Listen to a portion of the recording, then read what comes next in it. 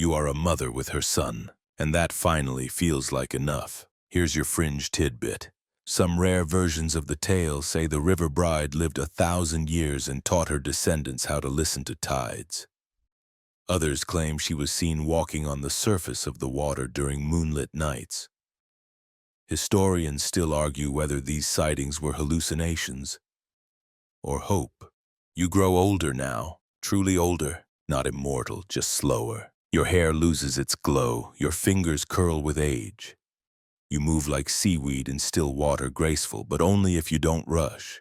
You sleep more, dream less. But when you do dream, it's of laughter echoing through halls, of coral gardens blooming, and of golden light that once said, "Welcome home." And in the mornings, you wake with peace curled beside you like a soft shell. You don't ask for more, because you finally learned enough can be everything. Wind down 200 words, and now, as the jellyfish lights dim and the water settles around the quiet palace, let your breath slow with it. Let the story melt like mist on a warm tide. Let your bones sink deeper into the calm. You've traveled far tonight, not through geography, but through memory and myth, through longing and letting go, through a palace made of shimmer and sorrow, through the shape of silence, the sound of footsteps that never echo quite the same way twice. You've sat beside a turtle god, watched a sun sail away and felt time stretch in both directions, and now nothing needs to happen. Just rest. No golden lights, no prophecies, just you, curled up in your own story, your own breath. You're not waiting anymore. You're simply here, and here is enough. So let the water fade, let the ripples stop, let the garden sleep, and let yourself drift, soft and slow, into dreams that know how to hold you. Good night. Hey guys, tonight we drift downstream, right into the silvery morning mist of a world where history and myth forgot to separate their laundry. You're not wearing modern pajamas. You're draped in embroidered silk that weighs more than your body and smells faintly of lotus and political obligation. The floor is packed earth. Your pillow is a sack of rice husks. And you're in a bamboo hut built beside a river that gurgles like it knows too much. You just woke up in ancient southern China, in a village so old no one remembers who built it, but everyone agrees it's sacred because something once emerged from the water and didn't die immediately. Good news, you're a royal. Bad news today is your wedding day, and your groom, he has a shell. So, before you get comfortable, take a moment to like the video and subscribe, but only if you genuinely enjoy what I do here. And while you're at it, drop your location and local time in the comments. I like knowing where my time travelers are tuning in from. Now, dim the lights, maybe turn on a fan for that soft background hum, and let's ease into tonight's journey together. The morning begins with drums that sound like someone dropped a wooden bowl down a cliff. They've been beating since sunrise because apparently, that's what celebration sounds like when you have limited percussion and unlimited fish. You sit upright on your mat, your spine already regretting the day. Your hair has been combed into painful obedience. An older woman with exactly 3 teeth paints your lips with crushed berries and mutters that the stars are favorable today. Though the frogs disagreed, you wonder if anyone's asked the groom. They haven't, because he's not a man. He's not even a metaphor. He's a golden turtle, and somehow, everyone's just fine with that.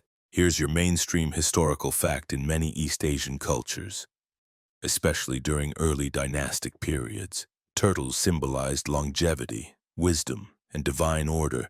They were believed to carry the world on their backs. Some origin myths, like that of Lạc Long Quân in Vietnamese lore, where this story likely branches, tangle rulers and gods with animal forms. The divine didn't always come in the shape you'd hope for, or with legs. Outside, the villagers bow low.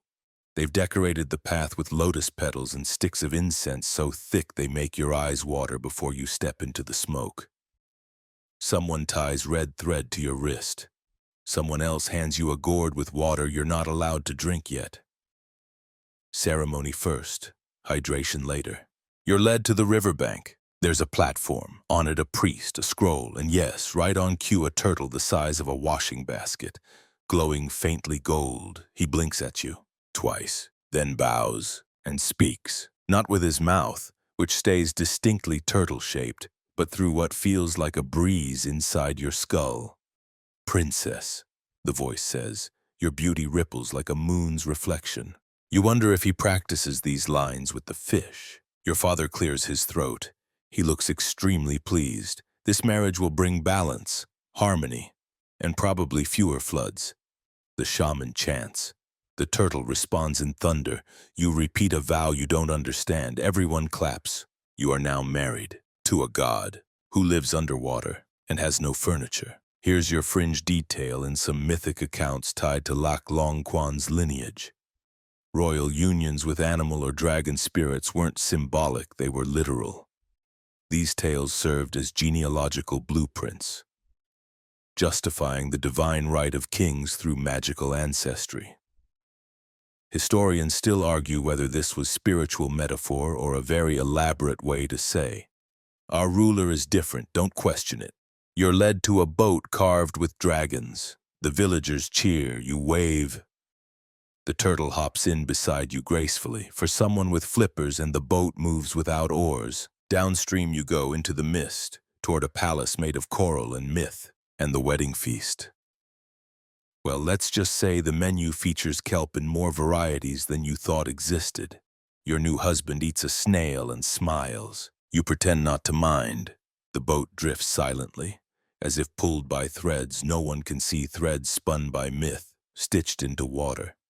You sit beside your new husband, a golden turtle who hums without opening his mouth, radiates the confidence of a minor river deity, and doesn't seem at all fazed that his new bride looks like she wants to jump overboard.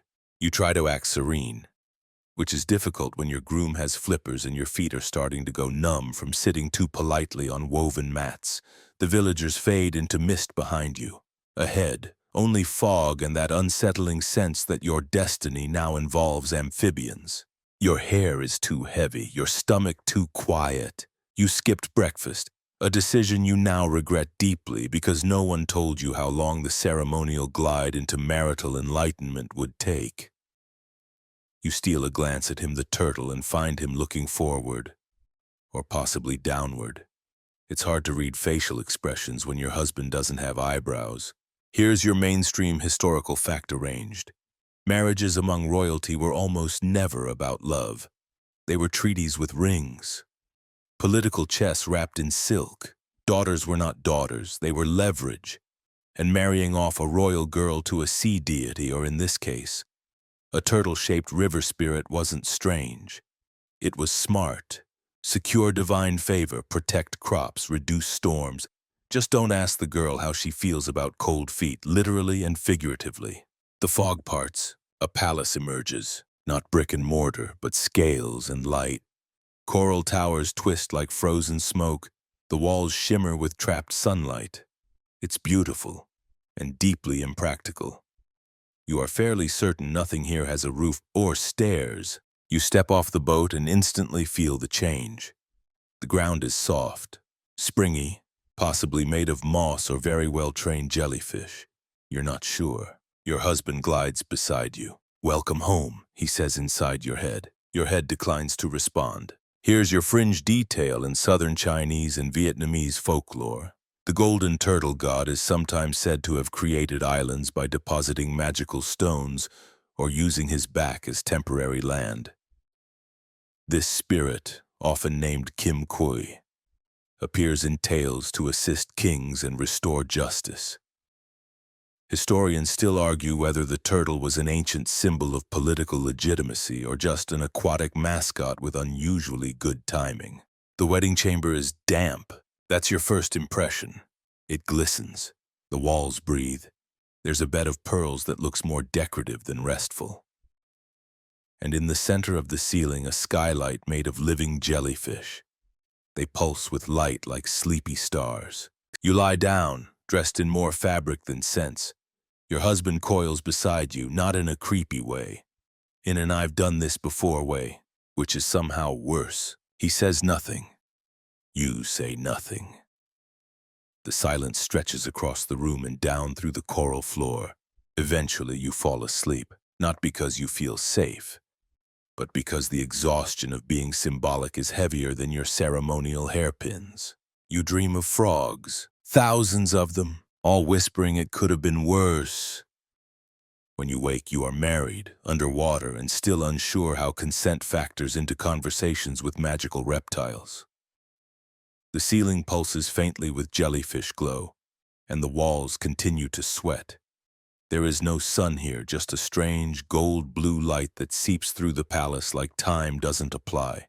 Your clothes have dried, somehow, though you're not entirely sure how they got wet in the first place. You're still wearing the ceremonial silk. A servant, a fish spirit floats silently into the room and bows. You're handed a plate of something gelatinous and shimmering. You nod politely and wait for it to stop moving before eating. Across the table, there's a table now, carved from mother of pearl, and just slightly too low your husband watches you. Still in turtle form, still glowing, still very, very pleased with himself. "This is your realm now," he says. "Oh, you were hoping for how did you sleep, but sure, realm talk it is." He glides again, not walks, glides toward a large shell-shaped throne and sits. It molds to his shape like it's done this before. You sit across from him on a sponge cushion that collapses under your weight, as if even the furniture knows this isn't your story. Here's your mainstream historical fact in many origin myths from Vietnam and southern China. Animal deities were considered intermediaries between humans and nature. The golden turtle Kim Kui is one of the most enduring, sometimes aiding kings with magical swords, other times giving advice in the form of riddles. These spirits were respected, feared, and often married into. In stories, it's never weird. In reality, you're starting to question your family's judgment. The turtle speaks again. This union brings peace between realms. You try to nod like that means something to you. You're 19. You wanted a horse. You got diplomacy by shellfish. But the people above believe this marriage has changed everything. There hasn't been a flood in weeks. Fishermen say the river smiles now. Your name is sung with reverence. You are, apparently, a water goddess. You, who still think kelp smells like regret. A grand banquet is arranged. Creatures arrive, some with legs, some without. A crab plays the zither. An octopus waves rhythmically. You're served a delicacy described as eel dreams folded in moon jelly. You miss dumplings. You miss warmth. You miss speaking out loud and not hearing the reply inside your skull. Your husband, do we call him that, gives a speech. It includes phrases like sacred lineage and harmony of shell and blood. Everyone claps. A starfish throws confetti. You eat something that might be sea cucumber. You chew it slowly and try not to cry. Here's your fringe detail. Some folktales record that human consorts to water spirits could never return fully to land. If they tried, their memory faded, or the rivers rose in protest. Historians still argue whether these motifs were warnings against abandoning one's duty, or metaphors for how marriage erases women's identities under the tide of expectation. Later, when the guests have drifted away and the jellyfish lights dim, he speaks again. "I know you are uncertain. That's one way to phrase it. But the river chose you. The line must continue." You nod, because saying no to a god is hard when you're already living in his house. You close your eyes. You hear water whisper through coral veins. You dream of land, of dust, of voices spoken aloud, not from within, and of one very large turtle, whispering promises he believes are gifts but sound an awful lot like instructions. You adjust to palace life the way a fish might adjust to a bicycle, which is to say awkwardly, and with more flailing than grace. The floors are always damp, not wet, just damp, like they've never been introduced to the concept of dry. Every step is a soft squish. You've stopped wondering what's under the rugs. It's probably sentient. You're given attendants. They don't speak. They float. Occasionally they hum, but it might just be their gills. You're never quite sure if they're people enchanted into fish or fish enchanted into people or something in between. One of them has eyebrows. You trust her the most. Your schedule is simple. Rise at what passes for dawn measured by bioluminescent algae. Eat something vaguely crunchy and always slightly translucent. Then sit in the hall of aquatic harmony and wave at passing river spirits. Sometimes you nod solemnly. Sometimes you fall asleep sitting up and no one seems to mind. Here's your mainstream historical fact in imperial-era folklore across East and Southeast Asia. Undersea palaces were symbolic of spiritual purity, timeless, changeless, immune to the corruption of mortal politics. These realms often functioned as resting places for favored humans or realms of reward. But they also reflected the social expectations of the time, and even underwater, the bride had duties. Your new home is vast. It glows in different shades depending on the mood of the water, sometimes deep emerald, sometimes eerie sapphire. Occasionally, the walls flash red, though you're told not to worry about that. Just the tide remembering something upsetting. Your husband says, you find a garden. It's made entirely of swaying seagrass and coral shaped like peonies. There's no dirt, just soft golden sand that glimmers when you step across it barefoot. You sit there often, alone. The turtle never joins you in the garden. He says it's yours. You plant a rock and pretend it will bloom. It doesn't, but you keep watering it anyway. He visits nightly, gliding into your chamber like a polite omen. You talk about the village, the river, your dreams. He listens with the fixed serenity of someone who's either incredibly wise or completely lost. You mention missing trees. He offers you seaweed shaped like branches. You say you miss warmth. He glows slightly brighter. You miss people, real people, ones who breathe air and tell jokes badly and trip over their own feet. He replies, you are not alone, which is true, but also not. Here's your fringe tidbit. Some oral traditions claim that brides of divine or magical beings gradually changed over time, growing gills, developing translucent skin, losing memories of land. Historians still argue whether these motifs were tragic metaphors for cultural assimilation or simply eerie bedtime stories to discourage daughters from wandering too close to rivers. You start writing in sand with your finger, just simple things, your name, the name of your sister, a drawing of a tree. The next day, it's gone, washed away. You keep writing anyway. One morning, a gift appears at your door. It's a mirror, but the reflection is blurry, as if water still clings to your face even when you're dry. Your eyes look too large, your lips too pale. You stare at yourself for a long time and wonder, am I changing? You tap the glass. It ripples, then clears. And there you are, still you, mostly. He arrives at your side. Do you miss your people? He asks. Yes, you say without thinking. I will arrange a visit. And just like that, the walls pulse a new color violet and servants begin packing. He's letting you return. Not forever, of course. Just for now. Because even golden turtles know you can take the girl out of the village. But sometimes, you have to let her walk the dirt before she forgets what it felt like. You expect a chariot of dolphins or a shimmering sea portal. You get a boat, a plain wooden boat with moss between the boards and a paddle carved from driftwood. But it floats and it moves, and that's already more magic than most things you remember from life on land.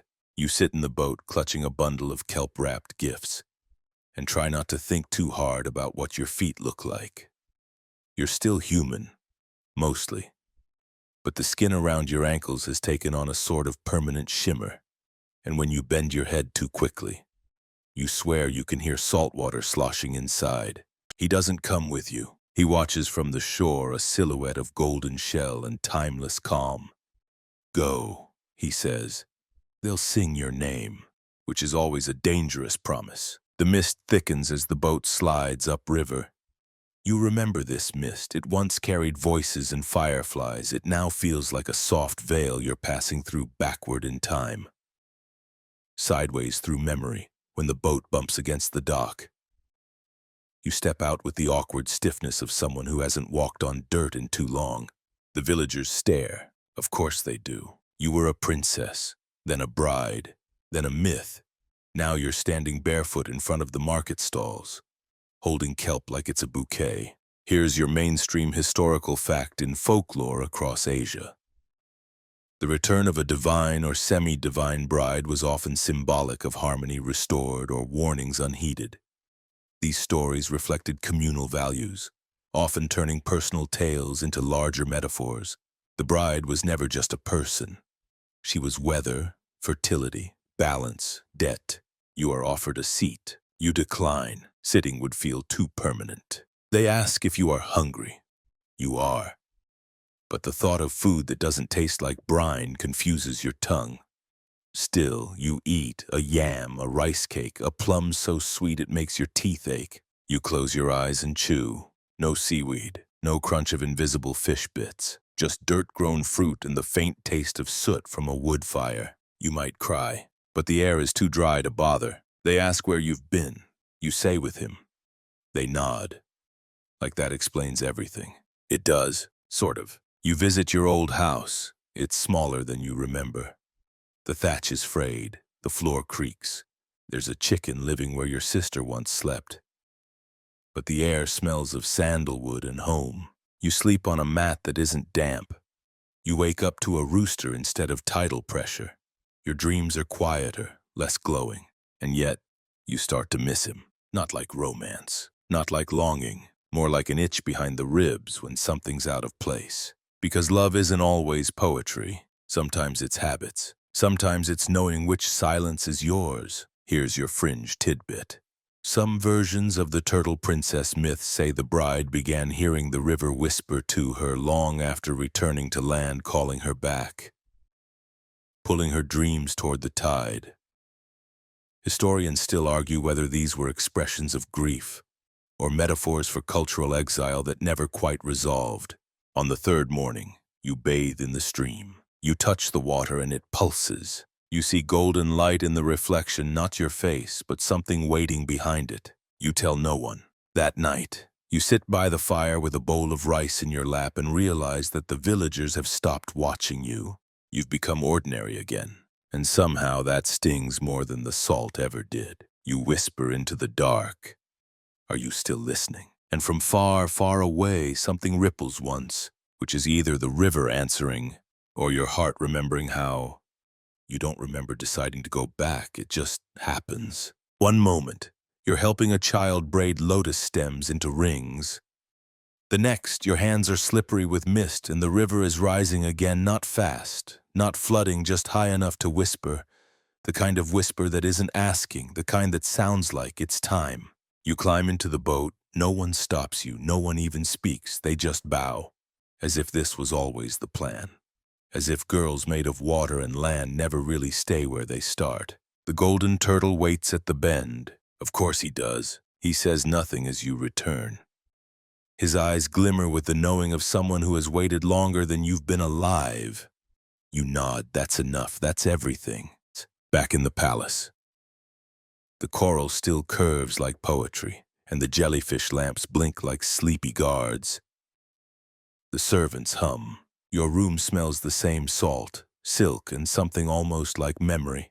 But it's not the same anymore. Because now your body carries dust, your hair remembers wind, your feet itch for roots. And the palace notices there are new echoes. On the third day you feel different. Not sick, not sad, just heavier, which is strange, considering you haven't aged a day. Then you know. You're pregnant. Your husband, the turtle, the god, the not-quite-man glows with what might be joy or surprise or possibly both. His flippers flex. He blinks twice. It will be a strong child, he says, of both water and sky. You don't know if he means that poetically or literally, and honestly, you don't ask, because you've accepted that in this palace. Metaphors and reality hold hands under the table. Here's your mainstream historical fact. In many foundational myths, children born from human divine unions were believed to carry extraordinary power or purpose. These offspring became ancestors of nations, founders of dynasties or mediators between realms. The Lạc Long Quân myth, central to Vietnamese heritage, speaks of a dragon lord and a fairy mother whose children populate the land and sea, divided, but forever connected. You give birth quietly, no screaming, no sweating, just pressure like a rising tide and a flash of golden light. The child cries, loud, human lungs, human eyes, webbed toes. You hold him close. He stops crying. Then he glows. Here's your fringe tidbit in some esoteric retellings. The firstborn child of the Golden Turtle Union was said to speak in full sentences by the age of 3 months. Others claim he never spoke, but his tears made pearls. Historians still argue whether these are divine metaphors or ancient exaggerations typical of early court storytellers trying to impress bored emperors. The days blur. You feed him on milk that tastes slightly like sea foam. You sing songs you barely remember from land. You teach him the words for fish, sky, leaf, dust. He listens, he learns, he grows, and he asks too soon, too cleverly, "Why don't we live where you're from?" You look at his father. The golden turtle says nothing, but his glow dims. You tell your son stories of the village, of plum trees, of fires that crackle instead of pulse. You teach him how to draw with driftwood, how to shape words from silence, how to balance when standing in two worlds, because that's what he is now. Both, not split, not lost, just both. And you're not the same girl who feared flippers and slept on pearl beds like they were coffins. You're not quite divine, not quite dust, but you're a mother now, and somehow that makes you more real than you've ever been. It starts with the tides acting strangely, coming in too early, retreating without warning. The fish begin to vanish. The servants move with quiet urgency. The jellyfish lanterns flicker as though they're receiving bad news in Morse code.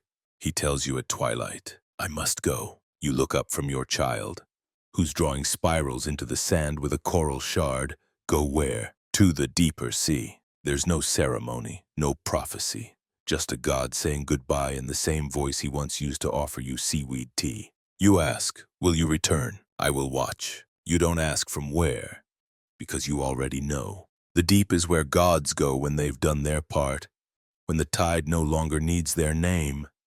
He's not vanishing. He's becoming something else, something larger, less visible. "Take care of him," he says, nodding toward your son. You nod back, because tears are useless underwater. And then he leaves, just like that. No splash, no parting of seas, just absence. Here's your mainstream historical fact in many ancient myths, especially Southeast Asian ones. Divine husbands often departed after their children were born. This mirrored real-world practices of royal consorts being retired or relocated after fulfilling dynastic duties. The deity's departure marked both an ending and a beginning, a symbolic handing over of the world. You try not to resent him. After all, you always knew this wasn't permanent. You try not to panic. After all, you've become capable. But there are quiet hours between your son's dreams and the jellyfish pulses when the silence stretches too long. And you say his name just to feel it in the water. And sometimes it answers back, not with words, with warmth. A tide that cradles the walls gently. A ripple that crosses the floor like a lullaby. A seashell delivered silently to your pillow. You pretend not to notice, but you always do. Here's your fringe tidbit. In lesser-known versions of the myth, the golden turtle does not die but transforms into the riverbed itself, sleeping beneath his family for all time.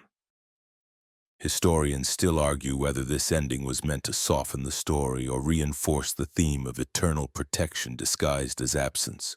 Your son grows fast. He asks questions like a scholar and runs like a storm. He wants to know why he glows when angry. You don't have answers, but you hug him tightly anyway and tell him, because you're special.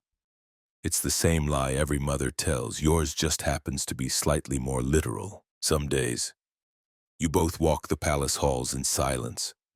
Other days, you chase each other through tunnels lined with blue moss and shrieking eels.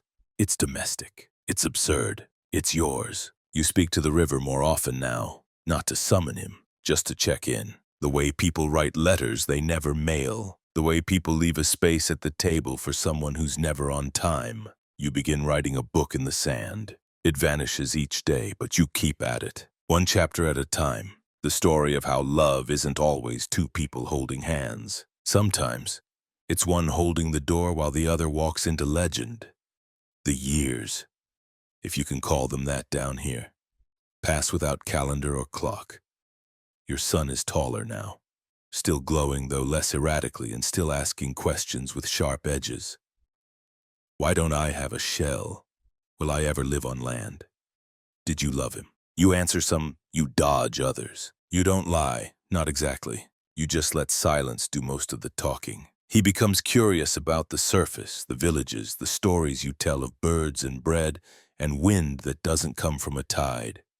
One day, he brings you a scroll he found deep in the coral library, a map, roughly drawn, marked with mountains and something labeled Father's Shore. You smile and nod like it's a game. It is, of course, until it isn't, because the next morning he's gone. No note, no glowing trail, just a whisper in the current, like laughter held underwater. You panic quietly, because you've learned that screaming in an aquatic palace accomplishes nothing but echo. You send word. You dispatch fish that carry folded scraps of motherly terror disguised as urgent blessings. You wait. For 3 days, then he returns, sunburned, breathless, grinning like a boy who just outran a dragon. He says, "I saw land, Mother." You sit down very slowly and tell your heart to behave. He continues, "I want to live there." Of course he does. Of course. Here's your mainstream historical fact in the foundational Lạc Long Quân myth. The divine couple, often portrayed as a dragon lord and a fairy queen, eventually part ways, dividing their 100 children evenly. 50 go with the mother to the mountains. 50 go with the father to the sea. This symbolic division represented the diversity of the Vietnamese people, part land, part water, but all kin. You always knew this day would come. You just didn't expect it to feel like you were dissolving. You pack his things, kelp-wrapped dried fruit, a stone that glows when held tight, a single feather you don't remember ever owning. He hugs you like he might not return. You hug him like he must. Here's your fringe tidbit. In one variation of the tale, the sea children who went to land left behind a pearl in the palace garden, one that grew warmer every time their descendants thrived.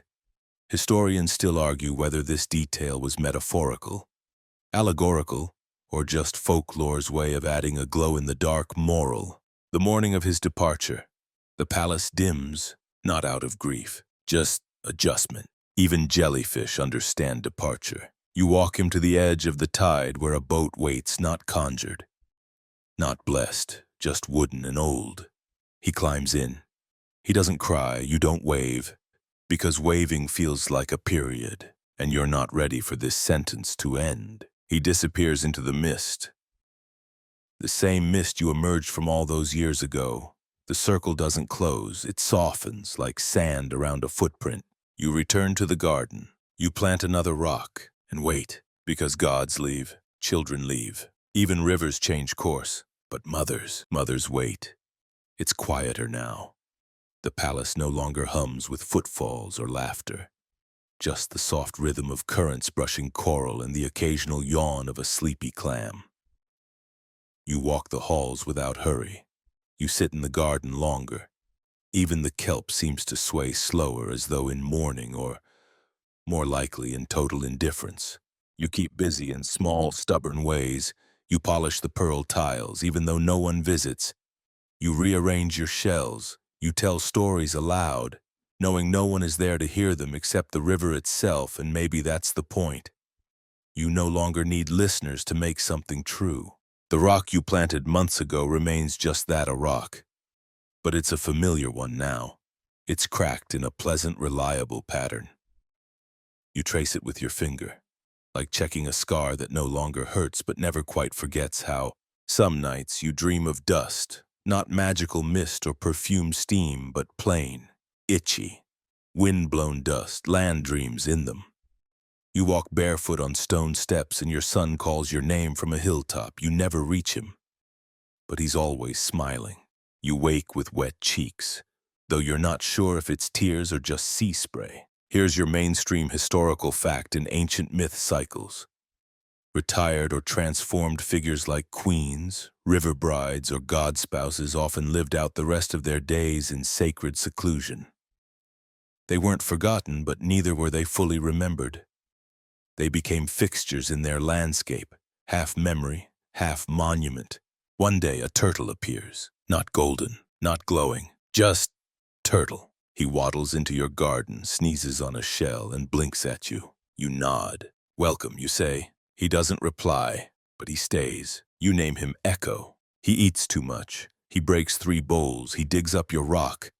But he listens when you talk, and when you cry, and when you sing. You sing more now.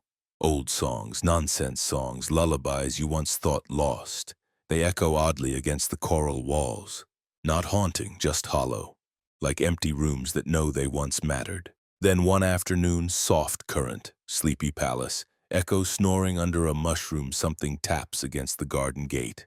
You expect a fish. You get a foot. A boy, no. A man now stands there, skin sun-darkened, cloak sea-damp, holding a bag shaped like a promise. Mother, he says, and your heart doesn't know whether to leap or curl up and hide. You don't run. You don't faint. You walk to him, and he holds you, tighter than you thought water would allow. I missed you, he says. You laugh. Just once, I never left. And just like that, you are no longer a forgotten bride. The sky is wider than you remembered. The grass is aggressive. The wind is no longer a rumor. It's a full living thing that wraps around your ribs like a new corset. You try not to collapse. You try not to panic, because the room was terrible, but it was yours. And this is everything, and everything is terrifying. Your escort says you'll be taken to a cousin's estate. A woman you haven't seen since she had all her teeth. She's a widow too now. She'll know what to do with you. You nod, because you've forgotten how to ask questions. The carriage smells like lavender and saddle oil. It creaks. You count the sounds to distract yourself from the world sliding past the window. Hills, trees, a river, it feels like watching someone else's dream. You touch your lap, your fingers, your knees, you murmur your name like a spell, the whole one. The one no one's spoken in decades. The trees don't answer. But the sky, now blue, doesn't shut you out. And that's something. That's everything. They call it freedom. But freedom, it turns out, is a room with windows that you're too afraid to look through. You arrive at your cousin's estate to polite gasps and a flurry of awkward curtsies. The servants avoid your eyes. The steward calls you lady with the same tone he might use for a cracked relic. You're shown to a chamber larger than your entire prison, filled with cushions, candles, and fresh linens that don't smell like ghosts. It terrifies you. The bed is soft, too soft. You lie down and feel like you're sinking into a cloud that might smother you at any moment. You sleep on the floor for the first week. They think it's humility, it's muscle memory. There's warm broth every morning, bread that doesn't crack your teeth. Honey, you stare at it like it's a trick. You sniff everything before eating. You eat slowly, suspiciously, expecting to gag or hallucinate a beetle. It doesn't happen. You still chew like you're rationing for winter. Here's your mainstream historical fact. Many women who were released from long periods of enforced confinement experienced what modern historians now call re-entry trauma, a mix of physical fragility, psychological confusion, and profound alienation. They were technically free, but often felt like ghosts in a world that had rewritten itself without them. Your cousin is kind, at least. She tries to be. She speaks slowly, as if you've forgotten words. You haven't. You've just learned how heavy they can be. She gives you space. Space, it turns out, is terrifying too. You try to walk through the manor garden and cry because the air smells like flowers you no longer recognize. You once knew every herb by name. Now you confuse thyme for mint and call everything green. You attempt small things, embroidery, music, talking. You sew one crooked line, then stop. You pick up a lute, strum once, then put it down like it burned you. You speak only when spoken to. And even then, your voice sounds like it belongs to someone else. Here's your fringe tidbit in at least one 14th century case. A noblewoman returned from confinement and was said to never speak of it, nor walk alone in halls, for fear of doors. Historians still argue whether she was traumatized or simply exercising caution after a lifetime of being silenced. You sit near the window most days. You've begun sketching shapes in the dust on the sill, small lines that only you understand. It calms you, reminds you that silence doesn't always mean absence. Sometimes it just means peace. People stare when you attend church. They whisper, "That's the lady who was locked away." Some say you were a witch. Some say your husband caught you with a monk. Some say you died and were replaced. You don't correct them. Let them gossip. Let them mythologize what they were too afraid to interrupt. Because the truth, you were inconvenient. That's all it ever was. A woman who said the wrong thing, wore the wrong expression, took up the wrong kind of space in the wrong kind of room. And now you take up space on your terms. You eat, you walk, you breathe, deeply and without asking. And some nights, when the manor is quiet and the fire crackles just so, you whisper to the stones in the hearth, just to see if they remember, just in case Ewan or Mary are still listening. Because you didn't die in that room. You just became someone else, someone you're still learning how to be. When down 200 words, and now. As the candles flicker low and the air settles into quiet, let your breath slow with it. Let the echo of stone fade. Let the memory of locked doors soften at the edges. You've walked through years of silence, through moss and mold and shadow, through imagined festivals and whispered names, through betrayal, through numbness, and finally through a door. Maybe freedom is quieter than we thought. Maybe it isn't bells or declarations, but the slow return of your name to your own mouth, the quiet luxury of choosing where to sit, when to speak, what to remember, the softness of fabric that doesn't scratch, the taste of honey that doesn't hurt, and maybe, just maybe, a future that doesn't begin with a lock. So rest now. Let your ribs unclench. Let your heartbeat find its own rhythm. You are no longer in the tower. You are no longer someone else's silence. You are here, and you are safe. Good night. Hey guys, tonight we head somewhere dim. Colder than any cave, wetter than regret, and smaller than your average pantry. You're in 14th century Scotland, land of castles, mist, and husbands with too much authority and far too few emotional coping skills. You just woke up on the bed that doesn't deserve to be called that. It's straw. Technically, mostly it's mold and straw's emotionally unavailable cousin. Mildew. A stone wall curves around you like a hug from someone who's forgotten what hugs are for. There's a window, if you can call it that. More like a square hole where wind enters with enthusiasm and leaves its muddy footprints on your bones. You are not in a palace. You are not in a dungeon. You are in something in between a noblewoman's prison, and you have been here for quite some time. You don't know exactly how long because no one thought to give you a calendar, or a clock, or food that didn't try to walk away first. But your joints know, your knees say 10 years, your spine whispers 15, your heart doesn't keep count anymore. The good news, you're alive. The bad news, so is your husband. So, before you get comfortable, take a moment to like the video and subscribe, but only if you genuinely enjoy what I do here. And let me know your location and local time down in the comments, especially if you're currently in a place where you don't need permission from a man to leave a room. Now, dim the lights, maybe turn on a fan for that soft background hum. And let's ease into tonight's journey together. Your name doesn't matter much in here. Out there, maybe you were Lady Something of Somewhere. You had a dowry and a dress and a voice. In here, you're mostly ribs and memory. You wake up, same as every morning, with the cold curled around your spine like a pet, one eye crusted shut, the other adjusting to light that's not really light, more like a polite gray suggestion. There's a rat near your foot, possibly the same one from yesterday, possibly your closest friend now. You don't scream. You stopped screaming in year 2. You pull your cloak tighter, though it stopped warming you 3 winters ago. The air smells like wet stone, old sweat, and something sweet and sinister probably decay. You wonder, briefly, if it's yours. Now here's your historical fact in medieval Scotland. Noblemen could and did imprison their wives for moral offenses, including suspected infidelity, defiance, or just inconvenience. There wasn't a clear appeals process, no courtroom drama, just door shut. Woman gone if the husband was powerful. No one asked where she went. If he was petty, he visited just to gloat. Your husband. He was ambitious, cold, and meticulous, the kind of man who pronounces every syllable in consequence. The kind of man who thinks silence is more painful than shouting. The kind of man who smiled when he locked the door. Historians still argue whether such imprisonments were rare abuses or quietly tolerated practices among the nobility.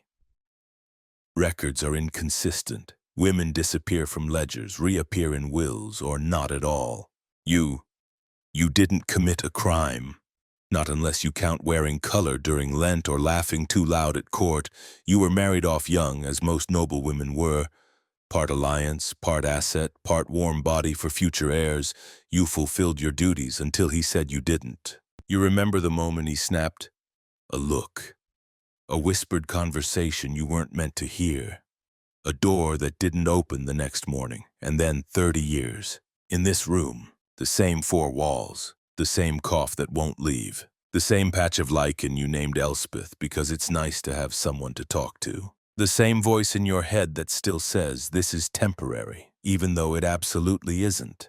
You used to cry, then you stopped. You used to count the days, then the days stopped counting back. And now you wake, stretch your joints, greet the rat, and whisper good morning to Elspeth, because that's what your life is now.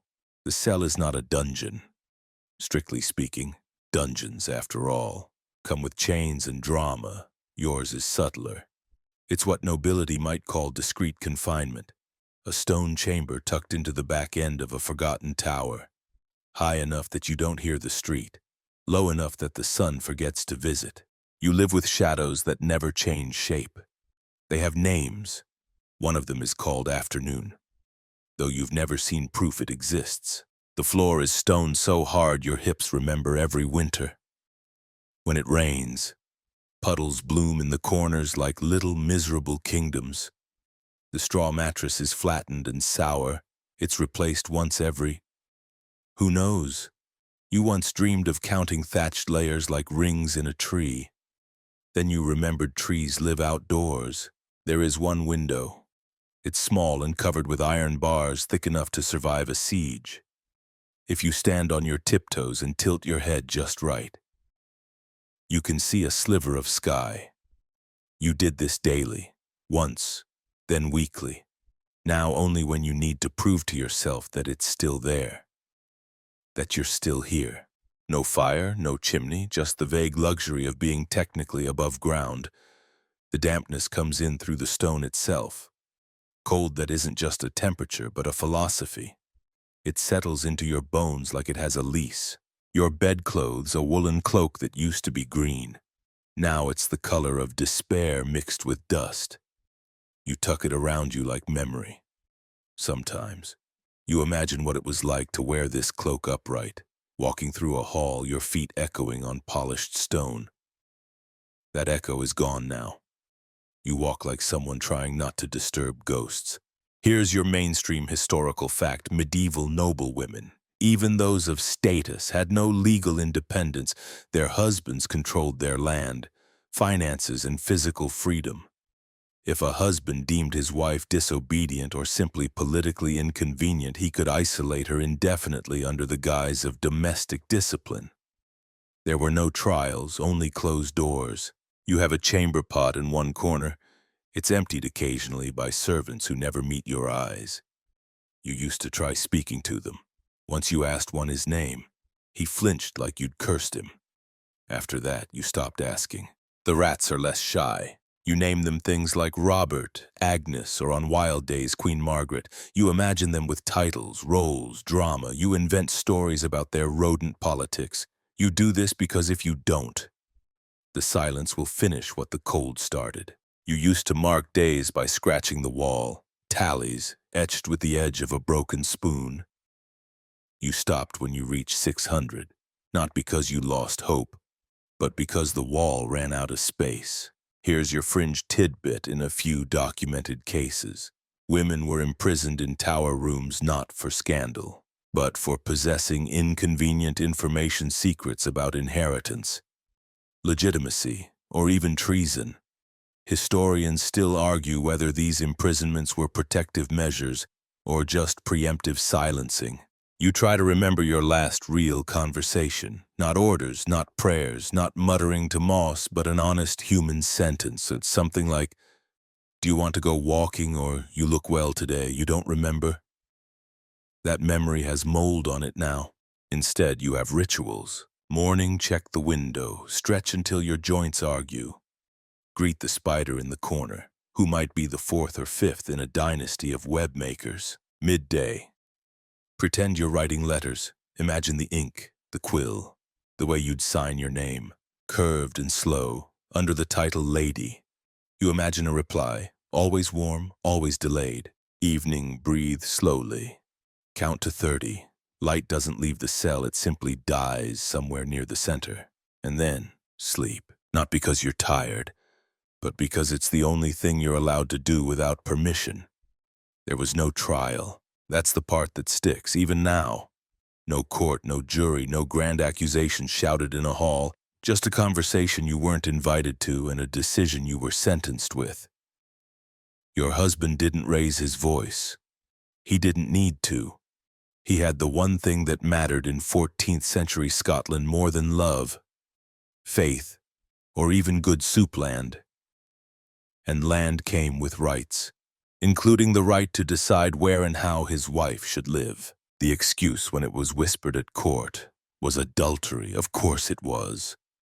The timeless go-to charge for locking away women who were too bold, too clever, or simply no longer convenient. No proof needed, just suspicion. And your husband was very suspicious, not of other men. Mind you of your opinions.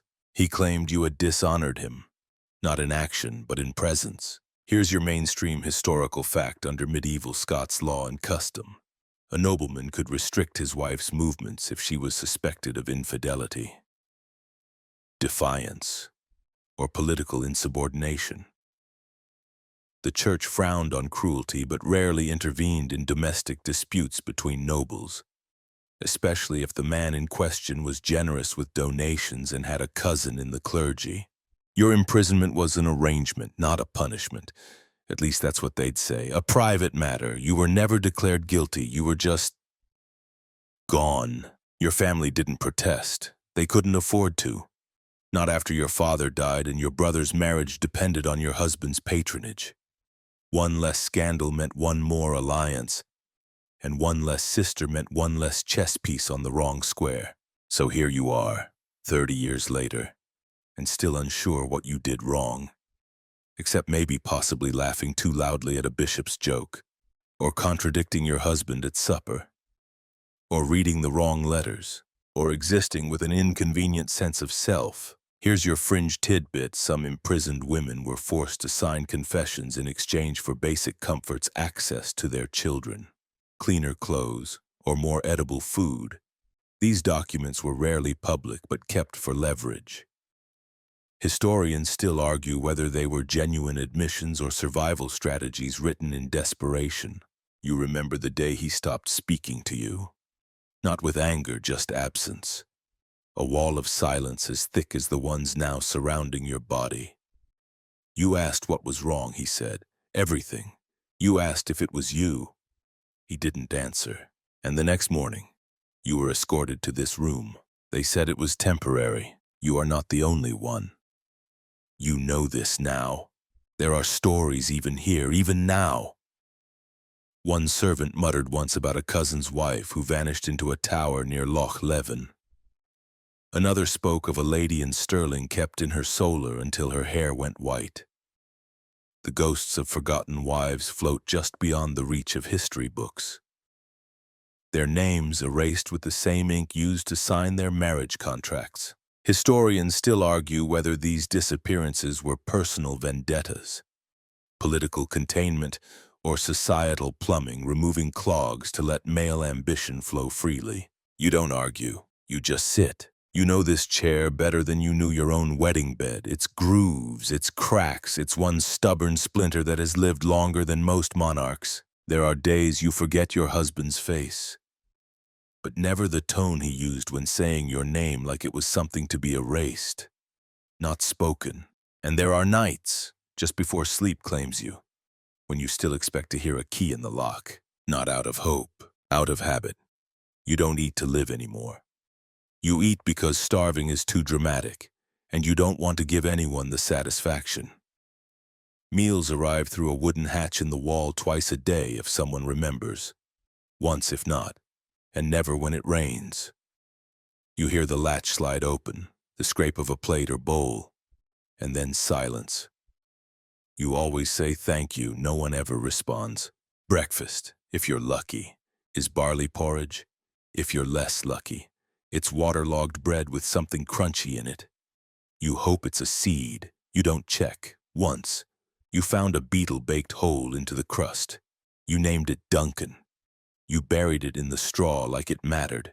Lunch, or what passes for it, is often broth, thin, watery, with the flavor of regret and possibly onion. You once got a sliver of salted fish. It was the highlight of your decade. Here's your mainstream historical fact. Noble women in confinement were typically kept alive barely. Their meals were just sufficient to maintain life and prevent scandal.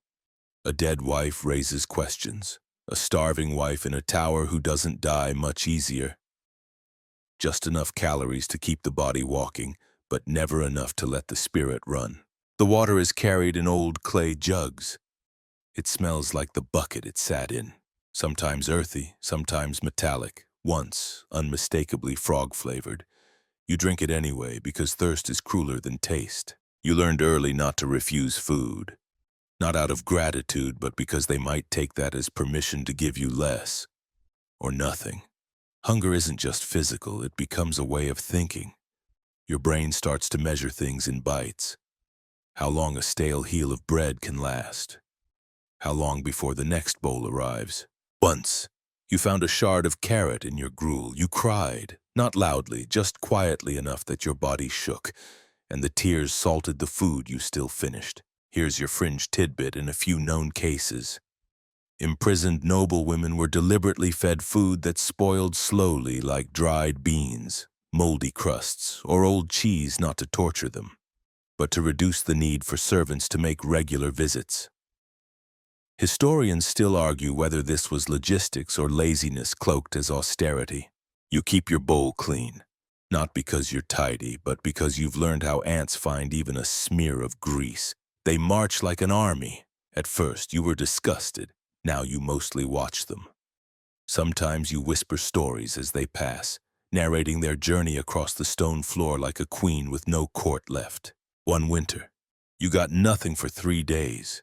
You thought maybe they had forgotten. You imagined your bones collapsing in on themselves like wet parchment. Then on the 4th day, a hot broth arrived so rich it left grease floating on the surface. You cried again. Then you panicked. What if this was a final kindness? You didn't sleep that night. You just stared at the wall, full and afraid. Historians still argue whether such brief kindnesses were bribes, apologies, or accidents. You've stopped wondering, you just eat. You always eat. Even when the bread is so hard it could be used as a weapon. Even when the porridge smells like someone dared it to ferment. Even when your hands shake too much to hold the spoon steady. Because hunger doesn't care about pride, and neither does the stone room you live in. So you chew, and swallow, and survive, again. By the end of year 7, or maybe it was year 10, it's hard to say, your mind starts growing furniture of its own. Invisible chairs, a fireplace that never lights, a hallway leading nowhere. You live in this world, but also in another one stitched from memory and dust. And that second world, it's louder than the first. You start talking to the stones, not out loud at first, just mentally. Quiet greetings, then questions, then full conversations. You imagine one of the stones is named Ewan. He's sensible, sarcastic, and always agrees with you about how dreadful your husband's hair must look now. Another stone is Mary. She's kind, but you suspect she lies to spare your feelings.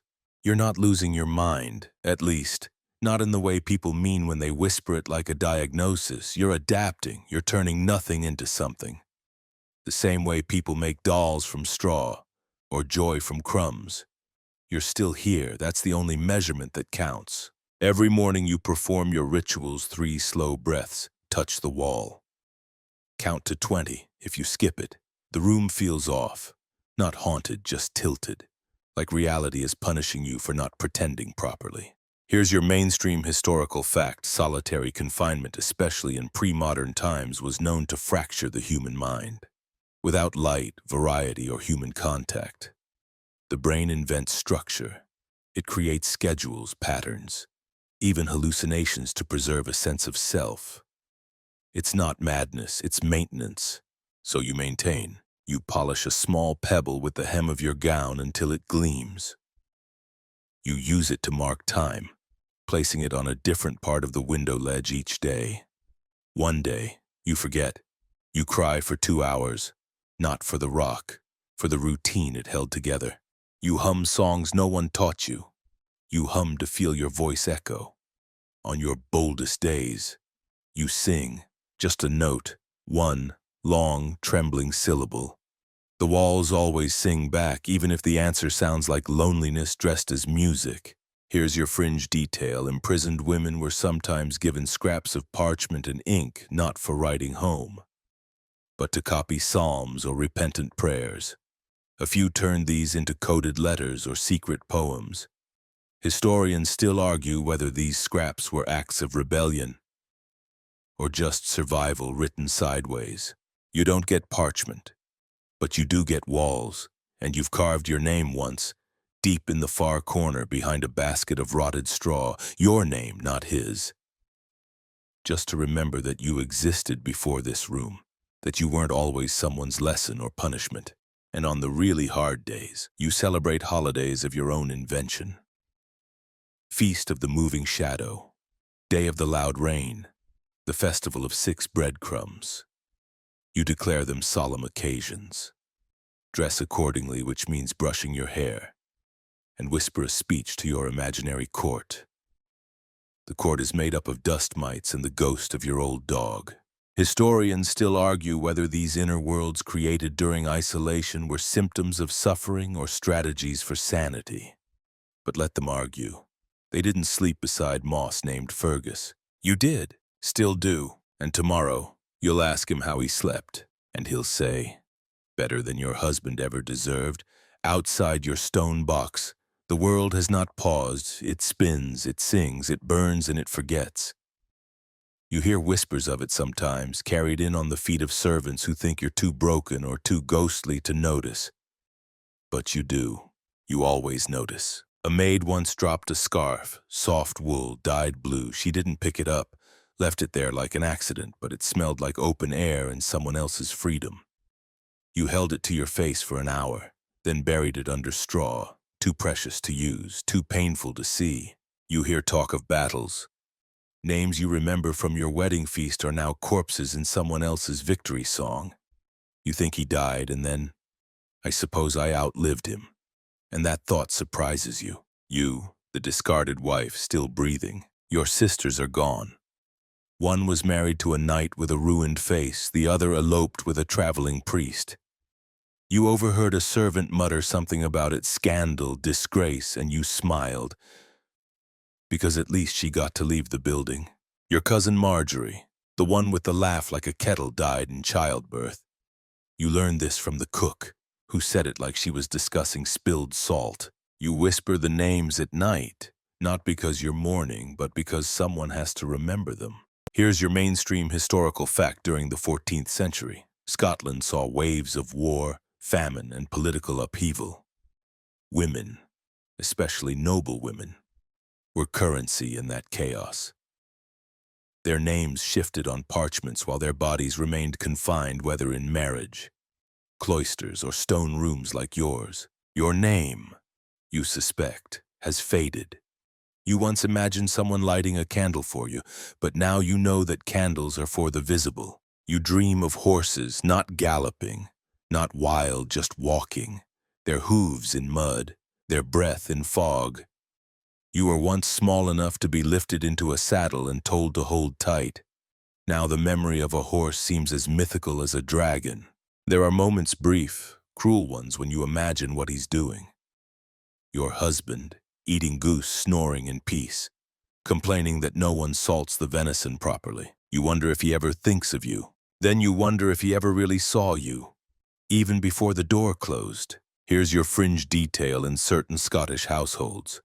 Servants were discouraged from mentioning confined wives to their lords. It was considered bad luck or an unpleasant matter. One chronicler noted, "They vanish not in death, but in dialogue." Historians still argue whether this was superstition or simply silence weaponized into erasure. Once, a child's voice echoed down the corridor, laughing. You froze. It was so alien, so sharp and sweet that you nearly forgot how to breathe. A child, a real one. Not imagined, not remembered, alive, loud, and full of possibilities. You cried, not because you wanted a child, but because no child would ever know your name or your story. You were a preface torn out before the book was bound. You try not to hope anymore, but hope is a fungus. It grows in dark, damp places, and yours keeps growing back, no matter how many times you scrape it off. So you wait, and you breathe, and you whisper the names of people who no longer whisper yours, and the stone listens. Because someone has to. The thing about vanishing is it's not always sudden. Sometimes it's slow, like ink fading, like footsteps being buried under new snow. You realize, eventually, that you're not just locked in. You're being unremembered, and you are not the only one in the whispers and crumbs of overheard chatter. You begin to gather the names of others, women like you, once titled, once dressed in velvet and pearls, now silent notes and footnotes no one reads. There's Lady Adrena of Ross, locked in her husband's southern tower after questioning his allegiance. Lady Ailsa, allegedly mad though more likely too clever. She was confined to an attic with no keyhole, only a priest and a prayer schedule. You wonder what they saw, what walls surrounded them, what mold they befriended. Your own story fits among theirs like another cracked tile in an empty mosaic. Here's your mainstream historical fact records from the late medieval period indicate that a number of noble women across Scotland and England disappeared from public life under ambiguous circumstances, often coinciding with political strife, family disputes, or accusations of emotional instability. These women were not necessarily dead, just inconvenient. Some were wives who displeased their husbands. Others were daughters with opinions. A few were widows with wealth the crown wanted to swallow. A handful, perhaps, were genuinely ill. But more often, their illness was a husband's boredom or a king's fear. Here's your fringe detail in one record from 1372. A woman known only as the Lady of the North Wing was discovered living inside a crumbling estate, having been confined there for 22 years. When asked why, the reply from her brother was, she was better kept. Historians still argue whether this meant safer, quieter, or simply out of the way. You press your ear to the stone some days and imagine hearing the heartbeat of the others. Lady Adrena tapping a spoon on her wall. Lady Ailsa humming. Lady someone else breathing in the silence. It's a small comfort, thinking of yourself not as alone, but as part of a secret sisterhood trapped, muted, and stubbornly unbroken. You invent a ritual to honor them. Each year, though you're guessing, it arrives on what you think is midsummer. You braid a thread into your hair. You whisper the names you've pieced together. You tell them that you're still here, that they're still real, that someone remembers. The servants don't speak to you much anymore. But once, the young one, the one with the scar along his jaw, paused at the hatch and whispered, I heard about the Lady of the Tower. Then he said nothing else. But you saw it in his eyes, the flicker of fear or maybe awe. You'd laugh if your throat hadn't forgotten how you feared. You, legendary you, a cautionary tale for girls who dare speak at supper. Historians still argue whether these imprisonments were acts of cruelty or just culture, that this was the accepted shape of punishment for women born into the wrong century with the right amount of spine. But the walls don't argue, they just hold your story, layer by layer, year by year, sigh by sigh. You still touch the corner where your name is carved. Not lady, just you, because you deserve to exist beyond the man who silenced you. And because maybe, just maybe, some girl 100 years from now will find your name in a ledger, in a whisper, in a dream, and she'll say she was kept, but not lost. It happens at dusk, not the soft, poetic kind of dusk you read about in stories, but the wet, colorless gray that sticks to your skin like mildew. You've stopped expecting anything from this time of day. No food, no change, no mercy. Just the slow suffocation of another page curling itself into the same old chapter. But today you hear it. The key, not the wind, not the click of the hatch, not your imagination playing tricks like it does on Wednesdays. A real key, turning in a real lock. You sit up too fast, your head spins, your bones shout, your eyes sting, and still you stay absolutely still. Because hope is dangerous, hope hurts. The door opens. 2 men enter. Neither of them is your husband. One wears a crest you vaguely remember from a tapestry. The other smells like horses and iron. They look at you as if they expected something else, something smaller or more broken. Your husband is dead, says the first, as if delivering the news that winter has arrived. Here's your mainstream historical fact in 14th century Scotland. Noblemen's deaths could and often did reset the political lives of their wives. A widow regained some control over her property, her title, and occasionally her physical location, especially if there were no sons, especially if no one cared enough to keep her locked up. They don't apologize, they don't explain, they say, "You may leave." That's it. No procession, no dramatic unlocking of chains, just "you may leave." You want to stand, but your legs disagree. You brace against the wall, you forget how tall you used to be. How tall you're supposed to be. The floor feels like it's rejecting you. The air outside the door feels too big. They lead you down the hallway. Your feet don't make a sound. You haven't walked more than a few paces in years. And now, every step feels like a betrayal of everything your body learned to survive. You pass windows, real windows, with light. Light that doesn't need permission. You don't cry, not because you're strong, but because you used up all your crying years ago. And grief isn't interested in renewals. Here's your fringe tidbit in rare cases. Widowed women released after decades of confinement suffered from sunlight shock sensitivity so intense. It caused fainting, nausea, and in one recorded case, temporary blindness. Historians still argue whether it was physical damage or the mind trying to crawl back into its stone cocoon. You flinch at the brightness. You lift your hand like a visor. You whisper Ewan and wonder if the stone back in your cell misses you already. You're escorted outside. Hey guys, tonight we dig into something hot, ancient, and deeply underwhelming pottage. The smell wafts up before the sun does, thick and earthy like boiled moss in yesterday's socks.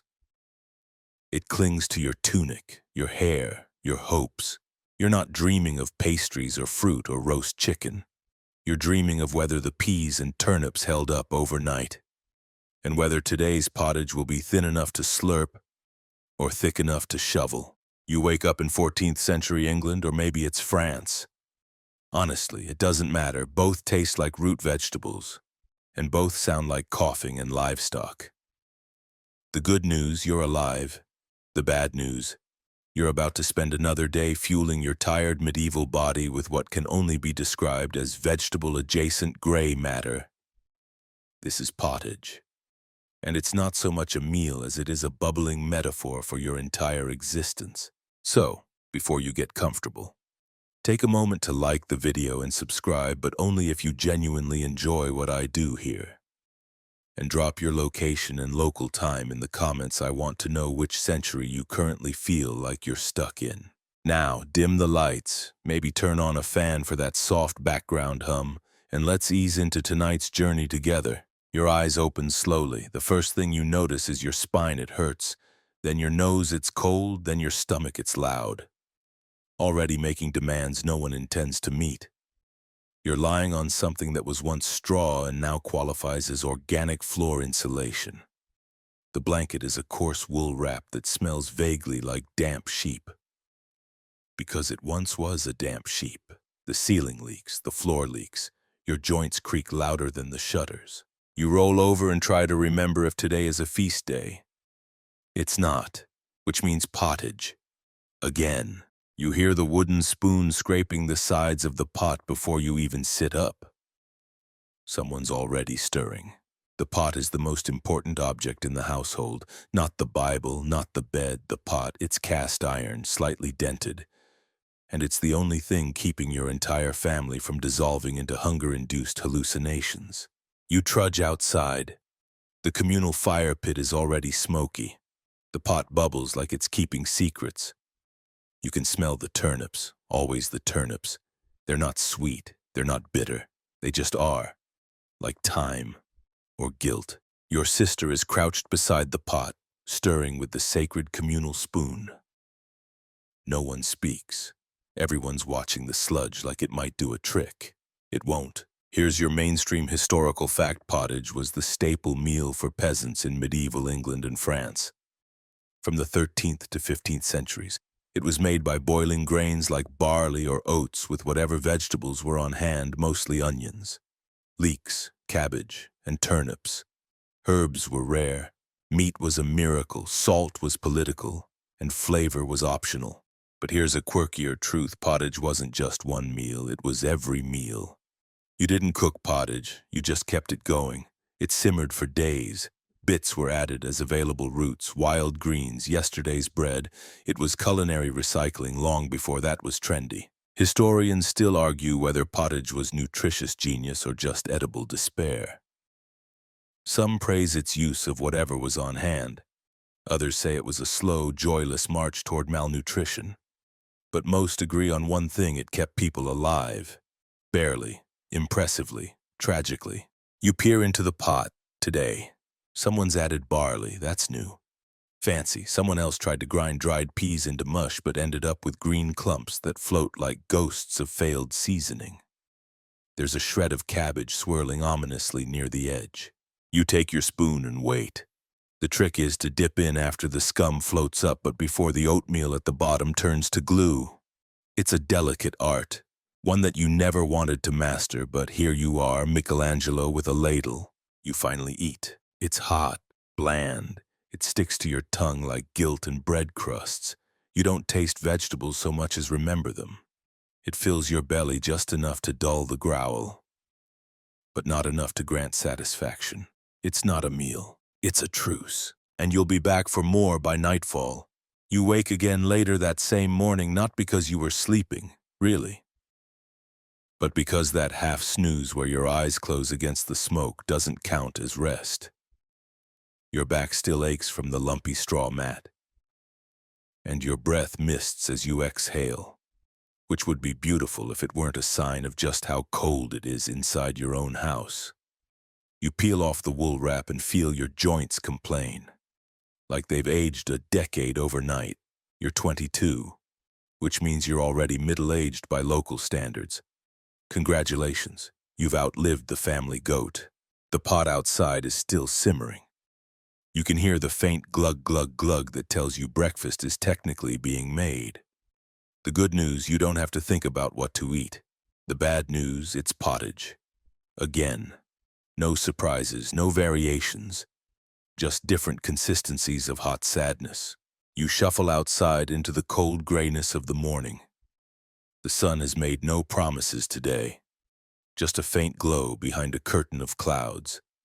You step around puddles that are neither water nor mud, but something more existential. A child is crying somewhere and a chicken is loudly confused. You're not sure which one is closer to your emotional state. The communal fire pit smolders. A few other villagers are already gathered near it.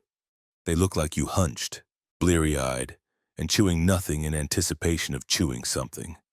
You squat near the pot and stare at it. It stares back, bubbling like it knows something you don't.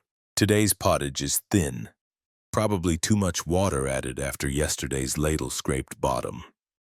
You can see onion skins floating on the surface like medieval confetti. There's a hint of turnip again, because there's always turnip. If vegetables were flavors of sadness, turnip would be melancholy, parsnip would be regret, and cabbage would be despair's soggy cousin. You take your place in the line and wait. Here's a mainstream historical fact. Peasants in medieval France and England often shared large communal pots within their homes or even small neighborhoods. Fuel was scarce, so food was often cooked once and reheated over and over. A single pot might serve as breakfast, lunch and dinner topped off as needed with water, herbs or anything recently foraged or regrettably found behind the chicken shed. You finally receive your serving, a slosh of gray-brown mystery ladled into a wooden bowl that leaks slightly if you tilt it wrong. It's lukewarm, textured like mud, and smells faintly of yesterday's socks. You take a bite, it's edible, barely. Your sister says nothing as she eats beside you. No one talks during pottage. There's no reason to. What could you possibly say? Ah, I do believe the leek adds a floral bitterness to the mud notes. No, you just eat. And then there's the fringe fact some pottage was intentionally kept simmering for weeks. It was never fully cleaned out. Instead, old pottage was mixed with new ingredients, creating what might optimistically be called flavor layering. What it really meant, though, was that on any given day, your bowl might contain remnants of a beetroot from 2 weeks ago, a barley kernel from last Thursday, and someone's mistake from a full moon ago. Historians still argue whether this was a survival technique or a health hazard wearing a cloak of tradition. You find a small, chewy chunk in your bowl. You don't ask questions, you don't want answers. You chew, swallow, and move on. That's the pottage way. The meal ends quickly. You wipe the bowl with the end of your sleeve, not for cleanliness, but because there's no such thing as a napkin. The smoke has settled into your clothes, and your hair feels crispy at the edges. A child scrapes the bottom of the pot with a stick. You don't stop them. It's fair game. The pot is rinsed out with cold water and more firewood is added. It will bubble all day, patiently transforming scraps into dinner. Again, there's no breakfast menu, no variation, just different shades of survival. You walk back to your shack, stomach slightly less hollow, and pause. You glance back at the pot, still steaming, still waiting. You will return, because in the 13th century, hunger doesn't knock. It camps outside and waits for your spoon. Later that day, you find yourself staring into the pot again. The sun is higher now, but that doesn't mean warmer. Light filters through clouds like a guilty apology, and the wind reminds you that your clothes have exactly one job: fail to keep you warm. The pot is still bubbling. Of course it is. It always is. And you're about to add something to it, which means it's time to play history's slowest game of will this kill me. You squat beside the hearth, spoon in hand, and peer inside. The surface is murky with greenish wisps of boiled leaf clinging to the rim like tired flags. You can make out a turnip stub, a few grains of barley, and something that might be a bean or might be a rock. You reach into your apron pouch and drop in a prize, 2 wilted leeks, and a small parsnip. High cuisine, by medieval standards. This is the kind of meal people write ballads about if those people are cold, hungry, and deeply sarcastic. Let's be clear, pottage isn't a recipe, it's more of an ongoing edible situation. There is no start, there is only what's left. You throw in whatever you have. Pray it doesn't float in a suspicious way, and wait. Here's your mainstream historical fact: medieval pottage was a flexible, evolving stew that adapted to the seasons, the harvest, and the cook's luck. Spring meant wild herbs, summer gave peas, autumn brought root vegetables, and winter gave, turnips, always turnips, no matter the season. The goal was the same: fill the belly and keep the fire alive. You stir slowly, watching a chunk of something bob to the surface, and it might be cabbage. It might be regret. You prod it with the spoon. It sinks. Good enough. A neighbor appears. holding a handful of chopped onion skins and something that used to be bread. She adds it to the pot without a word, and you both nod solemnly in unspoken agreement that yes, this is dinner, and yes, we're pretending it's food. Let's pause for a moment and enjoy a fringe historical tidbit. There were people who deliberately added stale bread, called sops, into pottage to make it thicker and heartier. Sometimes that bread had mold, sometimes it had weevils. Either way, it was considered an upgrade: extra calories, extra bulk, and just a hint of existential dread. Historians still argue whether this was culinary resourcefulness or a slow descent into gastrointestinal purgatory. You drop a cracked egg into the pot and whisper a tiny blessing just in case. The shell floats, you pretend not to notice. The fire crackles. The smoke stings your eyes. The air smells of boiled leek, old wool, and slightly burned hope. There's no seasoning. Salt is expensive. Pepper is mythical. If you're lucky, someone might toss in a sprig of something green that isn't poisonous. If you're unlucky, someone might toss in something they think is green and not poisonous. It's a gamble every time. The pot thickens slightly as it boils. You stir like your life depends on it, which it sort of does. If it burns, dinner becomes an ash-flavored disaster. If it boils over, you'll be scraping oat glue off the hearth for hours. And if it explodes, well, at least you'll be warm for a few seconds. And then there's the meat debate. If you're rich, you can throw in salted pork or dried fish. If you're not, and you're definitely not, you hope for bone. Not meat on bone, just the bone. For flavor, which it barely gives, unless the marrow is still clinging to life and has decided to share its secrets. You found a bone once, you still think about it. A dog bark echoes through the village. Somewhere. Someone's yelling about firewood, a baby wails, you keep stirring.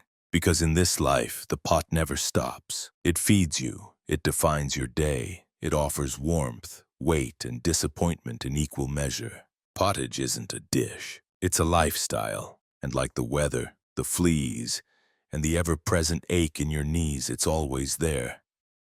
By afternoon, the pot has entered what villagers affectionately call its bubbling sludge phase. It's not quite soup, it's not quite mash, it's more like edible mud with ideas. You've stirred it 5 times already today, you're going to stir it again.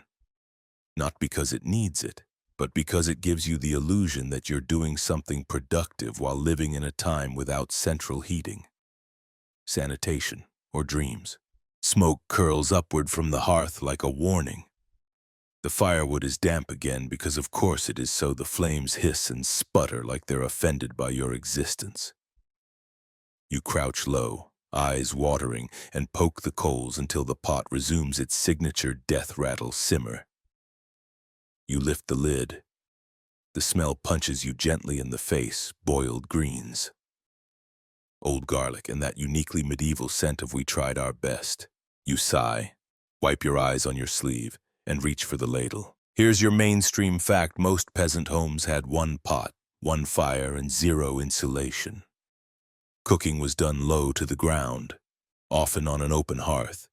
Chimneys weren't standard yet, so smoke filled the house, clinging to clothes, eyes, and lungs.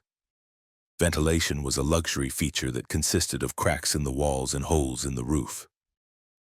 You were breathing dinner before you even ate it. You dip the ladle in. The consistency has thickened. Yesterday's oats have formed small clumps that drift like sad dumplings. And today's cabbage is melting into the broth. You chew with your eyes. You imagine what it might taste like if someone had been careless enough to drop in a chunk of salt pork. You don't see any. You sigh again. Now for your quirky tidbit. In some villages, people believed the pot should never be fully emptied, as that would break its spirit.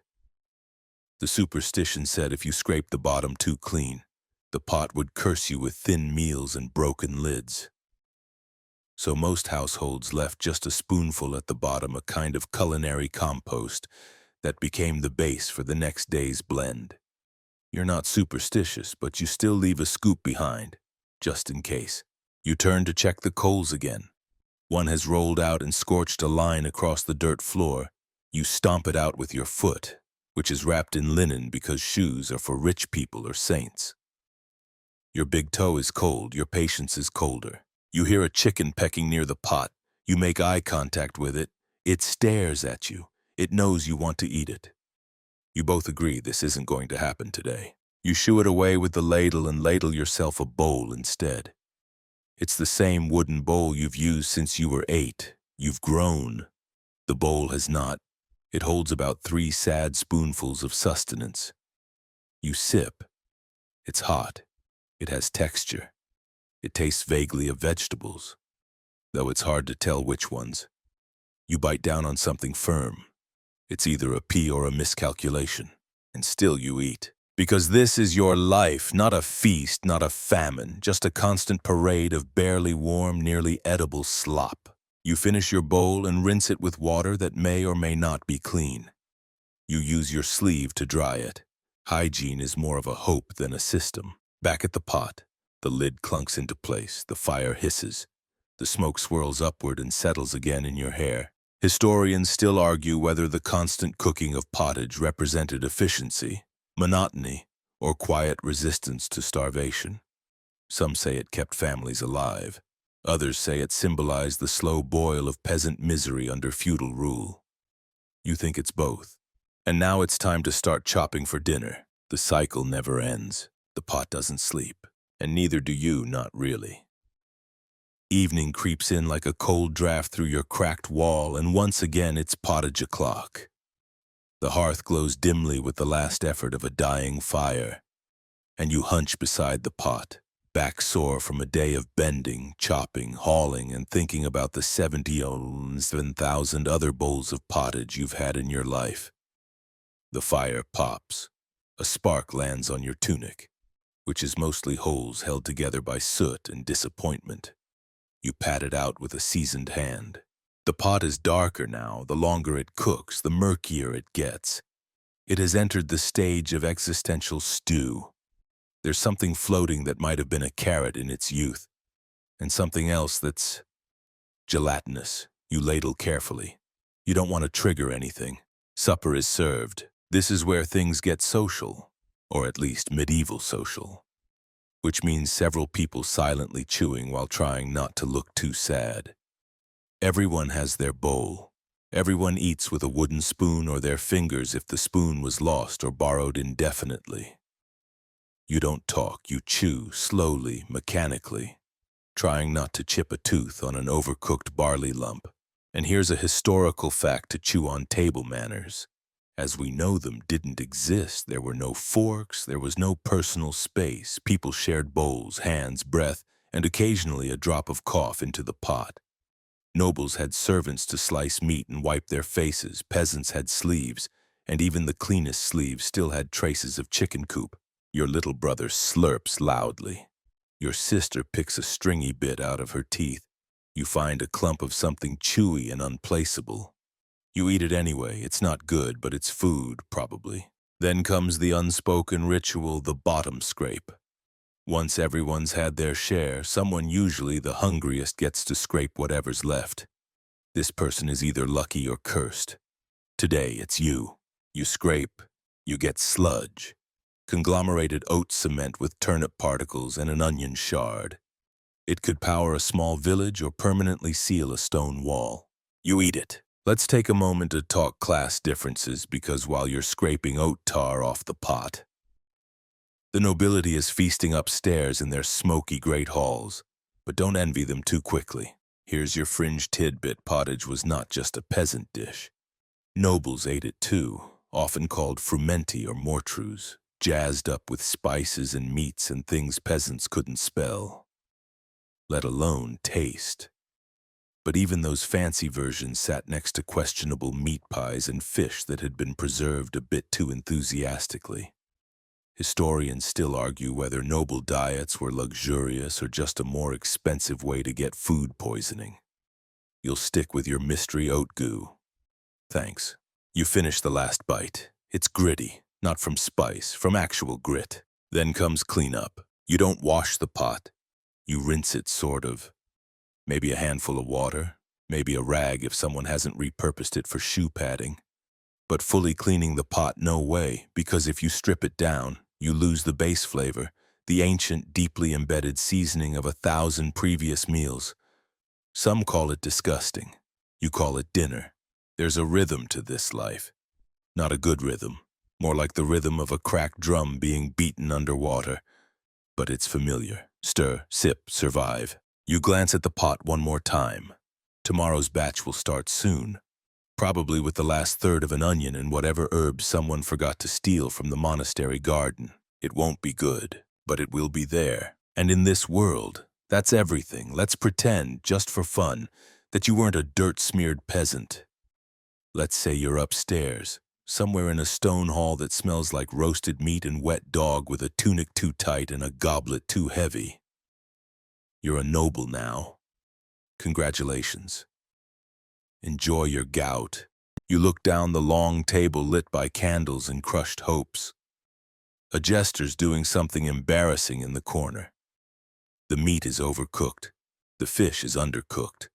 And someone nearby is definitely going to die from whatever is inside that pie.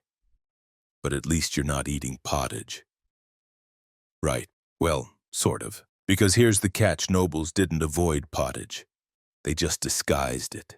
Yours is called mortreuse, made with ground meats and expensive spices if the trade routes are functioning and the merchant didn't drown. It's thicker, richer, browner, still unphotogenic, still soupy. You dip trenchers of stale bread into it, because forks won't exist for another few centuries. The bread acts as a plate, or a sponge, or a sad gesture toward hygiene. And now for the mainstream fact: while the peasantry relied on pottage for every meal, nobles consumed pottage-like dishes too, often with wheat instead of barley, eggs if they could be spared, and animal products to elevate the slop into dining. It wasn't haute cuisine, it was medieval oatish. A servant passes you a dish of something that might be liver, might be pigeon, and definitely smells like old courage. It's buried in a puddle of spiced mush. You smile faintly and pretend to enjoy it. Because in this world, the performance is half the meal. The table groans under the weight of bread loaves that could shatter windows, meat pies bubbling with mysterious intentions, and gravy boats filled with lukewarm treachery. Across from you, a noblewoman dabs her mouth with a cloth napkin that has never been washed. Her hands are covered in rings. Her teeth are not present. You begin to miss your turnip-stained bowl. Here's your fringe tidbit: medieval noble kitchens sometimes served pottage that included almond milk, sugar, and dried fruits, especially during fast days when meat was forbidden. The result was a sticky, sweet porridge-adjacent thing that no one really enjoyed, but everyone agreed was appropriate. Historians still argue whether it was a delicacy or just a fancy punishment for being too rich to be hungry. And of course, everything is lukewarm. Why? Because the kitchens are far away from the dining hall. Your food traveled a mile uphill through freezing air and underpaid boys before it arrived. By the time it hits your trencher, it's the temperature of apathy. The lord of the manor slaps his belly and demands wine. He slurs a story about a wild boar that ends with someone vomiting in the rushes. A dog licks a dripping spoon and no one stops it. The minstrels play something too jaunty for the smell in the room. And you, noble peasant for a day, realize something extraordinary. The food is worse. At least your pottage didn't pretend to be anything it wasn't. It was humble, hot, and consistent. These dishes, they're pride-wearing mold. They're a flex in the form of indigestion. You sip some ale. It's warm and tastes like bitter socks. You miss your communal pot, your smoke-scented hearth, your onion chunk that tasted like yesterday. Historians still argue whether noble meals represented status or just masochism with gravy. The flavors were bold, yes, but so were the parasites. Food was power, display, and sometimes death. You excuse yourself politely. You walk back toward the kitchens where the air is thick with soot, yelling, and barley. The servants are huddled around a second pot. One ladles out a bowl of peasant pottage with a grin. You take a bite, and for the first time all day it tastes honest. But not every pot of pottage is a quiet miracle. Sometimes the pot turns. Literally, the fire goes out, the barley ferments. Someone adds a questionable mushroom from behind the privy, and suddenly your humble stew is less nourishment and more dinner with consequences. It starts with a smell, not the usual boiled sadness. This one is sharper, sourer, like if vinegar and regret had a baby. You lift the lid and immediately regret your life choices. The pot has developed a thin skin of mystery. You prod it with a spoon. It jiggles back, as if daring you. Here's your mainstream fact: food poisoning in the Middle Ages wasn't just unpleasant, it was often fatal. Without refrigeration, clear hygiene standards, or anyone to tell you not to reboil the same mixture for 5 days straight, pottage could become a bacterial cocktail. Medieval people didn't know about salmonella, but they did know the symptoms: sweating, cramping, vomiting into a ditch, and asking your priest if your soul was still redeemable. And now, for your daily weird, there are historical mentions, half real, half whispered, that some communities believed spoiled pottage was the work of evil spirits or fairies, especially if the stew hummed or bubbled without heat. One woman was accused of cursing the pot after a particularly gassy batch made half her village ill. Historians still argue whether this was legitimate fear or a convenient excuse to exile someone who owed 3 chickens. You're not sure what's wrong with today's batch, but it looks alive, and no one's hungry enough to test it. So the pot is taken outside and dumped behind the thatched hut, where even the pigs sniff and walk away. That's when you know it's serious. So what do you do when pottage fails? You scavenge. You and your siblings head to the woods. You gather sorrel, dandelion greens, maybe a limp carrot if the earth is generous. You avoid mushrooms, mostly, unless you want to wake up seeing demons, or not at all. One boy found a rabbit last week. That rabbit is now a story because it fed 10 and left everyone licking fingers like they'd just discovered flavor. Back at home, someone found a small bone, maybe pork, maybe not. It's thrown in with wild herbs and a splash of rainwater. You restart the pot, whispering small apologies to the gods of digestion. It simmers again. The new batch looks better. You add stale bread to thicken it. You add a turnip because of course you do.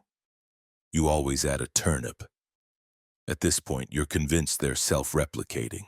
You eat carefully, slowly, waiting for that gut feeling, not the metaphorical kind, the "is this safe" kind. So far, so good.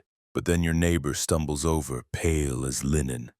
He mutters that his wife can't stop vomiting, that their pot was off, that the cat refused it, and that the cat eats leather boots. You nod, you know the signs. Sometimes dinner just tries to kill you. There are no doctors, only healers, who wave herbs and chant blessings and occasionally tell you to bleed into a bowl because your humors are unbalanced. The village wise woman offers mint leaves and tells you to lie down on the clean straw, which is just regular straw with less mud. It's a slow wait. Most survive, some don't. You're lucky. Today's pottage only numbed your taste buds, not your organs. Historians still argue whether pottage's reputation as a staple was due to its practicality or a lack of better options. Was it culinary genius, or was it simply the only thing left after the rats took the grain? Either way, you survive another night. The fire dies down. The pot goes silent. You wash your bowl in cold water and hang it by the wall. You sleep lightly, listening for the bubbling that will start again in the morning. Because in this house, the pot is never really empty. And tomorrow, you stir again. Morning again. You open your eyes to the familiar orchestra of coughs, chickens, and someone sneezing directly into the rafters. Your first thought is not about the weather or work or whether today is a holy day. It's about the pot. You sit up slowly, joints cracking like poorly carved wood, and you sniff the air. Yes, it's bubbling again, like clockwork, or more accurately, like a biological trap set to simmer for eternity. The pottage is back in business. Someone's already added onion peels and yesterday's barley. It smells slightly better than despair. This isn't just food anymore. It's a full lifestyle commitment. You shuffle over to the fire. It's been restarted with damp twigs and dry curses. A fresh layer of scum circles the edge of the pot like a medieval aura. You stir with the big wooden spoon, the one that's seen 3 generations of your family and once doubled as a weapon in a neighborly feud. You glance down into the swirl of half-recognizable ingredients, and you realize you've eaten some form of this same pottage every single day for your entire life. Here's the mainstream fact: pottage wasn't just a meal, it was the meal. It was breakfast, lunch, and dinner. It was what fed you before a day of labor, what you collapsed into at dusk, and what you reheated when your guests arrived unannounced and undernourished. No holiday could escape it, even on feast days. You started with pottage only maybe this time. It had beans and a garnish, if you were lucky. And here's a fun historical tidbit. Some chroniclers describe pottage as so ever-present that entire communities could identify families by the smell of their pot, like medieval perfume. Ah yes, the Thompsons. Turnip and garlic again. Historians still argue whether this created neighborly pride or nose-based feuds. Your bowl is passed to you, and you sip. This morning's brew is thinner, more cabbage, less chew. It tastes of warm broth and distant memories. You've forgotten what fresh tastes like, but you remember comfort, and somehow this is it. Outside, the wind howls. You throw on your threadbare cloak, grab a basket, and head out to gather. Wild sorrel, nettles, a bruised apple if fortune smiles. Everything you find ends up in the pot. The pot does not discriminate. It welcomes herbs, scraps, roots, even the occasional accidental insect. You've stopped caring, and that's when it hits you. You're not just eating pottage. You're becoming it. You're predictable, durable, mildly flavored, reheated by necessity, and no matter what life throws into you, you just keep going. There's a strange peace in it. You return by noon. Stir, sip, serve. Someone brings a fish head, an actual miracle, and it's promptly boiled into the mix. You imagine the fish's last thoughts as it's reduced to stock. Probably envy, that it's not you, endlessly recycled in a medieval stew loop, and yet you survive. That's the magic of pottage. It doesn't make life better, but it keeps life going. It hums beneath your existence like the drone of bees or gossip, always present, never thrilling, relentlessly useful. Historians still argue whether the endless cycle of pottage dulled the medieval palate or created resilience in the face of scarcity. But you know the truth. Pottage made you into a survivor. You eat again, you swallow again, you sleep again, and tomorrow you stir again. Because in your world, the pot isn't just food, it's family, it's routine, it's forever. The years roll past like uneven wagon wheels. You barely notice the changing seasons anymore, except by the different weeds in the pot. Spring brings nettles. Summer means dried herbs and watery carrots. Autumn adds parsnips and sadness. Winter is cabbage and prayers. You are older now, not old, just well used, like the ladle, like the pot. Your hands are more callous than skin. Your back curves slightly from decades of stirring. And your teeth, let's not talk about your teeth. You still chew, technically, but more in spirit than technique. And still, the pottage simmers. Always the same pot, always the same rhythm. Wake, stoke fire, add scraps, stir, serve, survive. A few of the younger ones sometimes complain, "Why can't we eat like the nobles?" they ask. You laugh, not kindly, not unkindly. Just the way someone laughs when they know how many nobles have died from spoiled goose or bread seasoned with rat poison disguised as cinnamon. Because here's the last mainstream fact: pottage, humble, bland, endlessly recycled, had one incredible advantage over much of noble cuisine: it was safe. Not always tasty, not exciting, but safe. It rarely killed you. And in a world where dining could literally be a game of plague roulette, safety was a luxury you could ladle. Still, even safety grows heavy when you carry it forever. You sit down one evening and realize something: you've eaten this meal more than 10,000 times. You've stirred the same pot every day for 4 decades. You could make pottage with your eyes closed, and sometimes you do. In your dreams, in your memories. Tonight, someone adds a single wrinkled plum, a miracle, a curiosity. It boils apart instantly, but the aroma lingers like incense from another world. You close your eyes and breathe it in. Just for a second, it almost feels like change. And here's your final fringe fact: there are written accounts, rare, wistful, oddly poetic, of people adding fruit, nuts, or even bits of honeycomb to celebratory pottage. Births, marriages, deaths. These moments were marked not by wine or cake, but by making the slop slightly less slop-like. Historians still argue whether that made pottage special or just proved there was nothing else left to elevate. The fire's low, the bowl is warm in your hands. It's not delicious, but it's not disgusting either. It's just familiar, like an old song, or a mild disappointment you've made peace with. Someone younger asks if you'll ever stop eating it. You smile, not unless someone invents the bakery. They laugh, not because it's funny, but because it's easier than crying over rutabaga. And so the night creeps in. The pot is covered, the fire banked with ash. The bowls are stacked rough, cracked, scorched by decades of use. You lay down in the same straw, with the same wool, and the same quiet hunger. And tomorrow, you'll stir again. Because in this world, you don't need variety. You need something that doesn't leave. You need pottage. You always have. You always will. Wind down 300 words. So now, as the pot cools and the embers fade into soft orange glimmers, let your mind quiet. You've stirred, scraped, sipped, and survived. You've eaten the same meal for so long, it became more than food, it became rhythm. And in that rhythm, there was something strangely safe, strangely comforting. It didn't matter if you were in France or England, a peasant or a servant, young or worn down by time.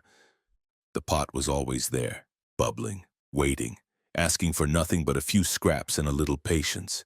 And somehow it gave you everything. Not joy, not satisfaction, not culinary brilliance, but continuity, something warm in a cold world, something edible in a place where not much else was. So tonight, as you settle beneath your blanket or whatever counts as one, let that simplicity hold you. Let the steam from the imaginary pot curl through your thoughts like a lullaby. Let the wooden spoon rest beside the hearth. Let the quiet repetition of life before flavor guide you gently into sleep.